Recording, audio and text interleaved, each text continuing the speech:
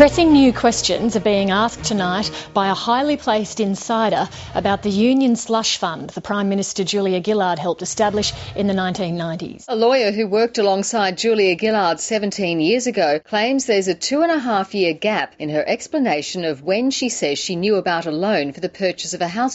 There is no doubt Ms Gillard knew of the mortgage from Slater and Gordon in March of 1993. He's released more transcript of a 1995 interview with Ms Gillard about work she did to set up a Union Slush Fund for her then boyfriend Bruce Wilson. Another document is a Commonwealth Bank fax addressed to Ms Gillard, which refers to the mortgage details in 1993. Fresh questions. Fresh allegations. Facing fresh questions. What this boils down to is that 17 years ago, I couldn't recall events that happened 2.5 years earlier. I wouldn't want to be in a situation where I'm expected to remember every fax that arrived in my office 2 years ago. We're talking about a file that I was not the solicitor or the partner for.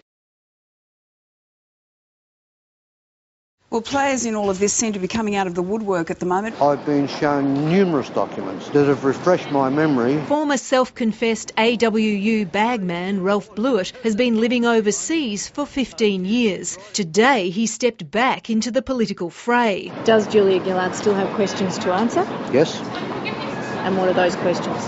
No comments.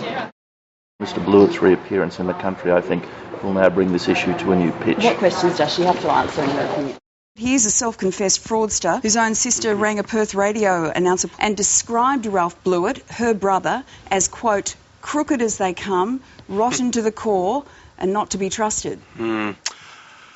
Look, he's not the only person involved. There was deep disquiet amongst the partnership about Ms Gillard's conduct. There has not been one substantiated allegation of wrongdoing put against me. What do we do here? Should there be a formal inquiry? Well, it certainly sounds like it. What's the relevance of the question?